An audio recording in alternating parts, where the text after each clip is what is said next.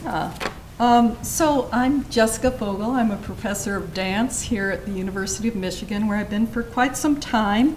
I've been making dances nationally and internationally since the 1970s, both for traditional theater spaces and for alternative sites beyond the traditional proscenium stage, known as site dances. And it's grappling with the challenges and gratifications of creating site dances that has been one of my key research areas and one of my passions.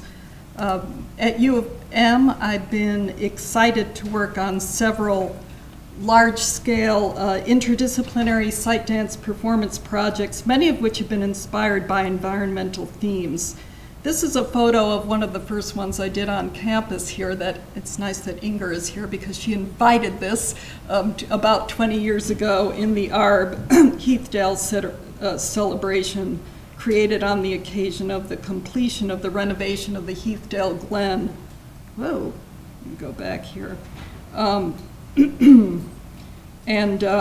This was a series of evening-length works that I did in the ARB and the Mathi based on the interconnectedness of people and plants. I've done projects on a lot of topics, including the health of our local Huron River with Sarah Alderstein and Evan Chambers, mentioned here already, the potential for creating a greenway in downtown Ann Arbor, now called Tree Line, the potential for developing offshore wind in the Great Lakes. In terms of my teaching,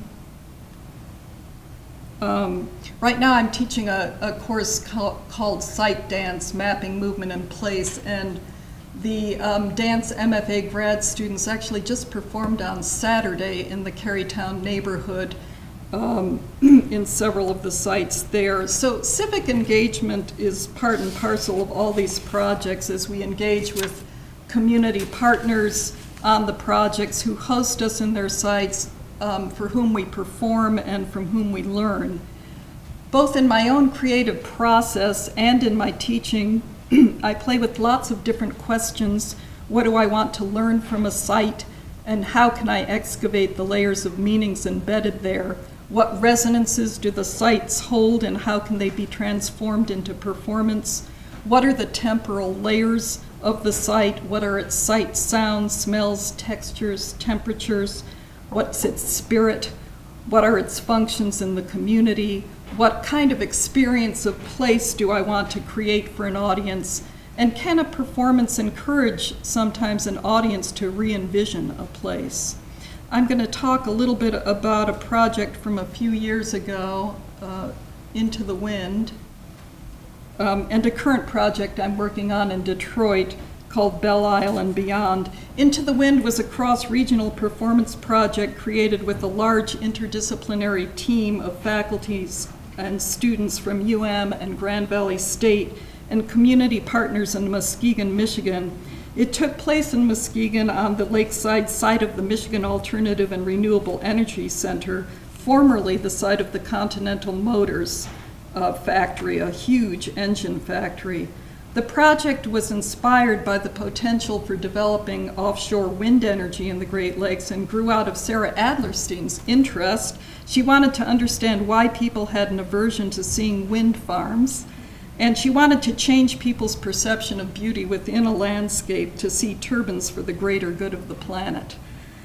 So as a site dance choreographer, my approach was grounded in choosing a particular place to highlight this issue. And you can see the dramatic backdrop of the BC Cobb Coal Factory, which actually shut down within a year of this performance. I chose a site that conveyed a complex story of a landscape in flux, poised between a soon-to-be closed coal factory and a new renewable energy center with an industrial site past still lingering in its soil. The brownfield site captured my imagination as a place in transition, inviting new winds. I learned that when the engine factory that had occupied this site closed, many in the community lost their neighborhoods, and that was what had filled this enormous barren site. So there were a lot of layered histories and contentious debates going on about how to develop this, this site. My interviews with several of the former factory workers became a part of the musical score, which also included the sonification of wind speed data, as well as a poem by Keith Taylor that was actually recited in this final section with these women up on pedestals. So at the end of our performance, the dancers on pedestals, the audience had moved through the whole site and come to this place. They suggested a kind of row of turbines seen against the water and sky. And the performance has continued to contribute to conversations about the site and its future development. And apparently there may be some turbines being placed offshore right off the BC Cobb coal plant. Currently, I'm working with several colleagues, including Sarah and a composer, Michael Gurovich, and several students and Detroit partners on a project promoting eco-literacy through the arts. The goal of the project, entitled Belle Isle and Beyond, is to use the arts to deepen awareness of the connection between Detroit's natural and built environments, with a particular focus on water use and quality. And we've been working with a really lovely group of middle school students from the Detroit Academy of Arts and Sciences, conducting a series of workshops in dance and visual art and sound recording in partnership with the Belle Isle Nature Center and education specialists there. And then the materials that we generate in this workshop will be developed into an exhibit and a site dance performance, including Detroit partners, dancers in Detroit, and students, to be presented in June on Belle Isle. And we see this as a pilot program for future eco-literacy arts projects with both children and adults, in which the voices of the community and their engagement with environmental issues are centralized and celebrated. So.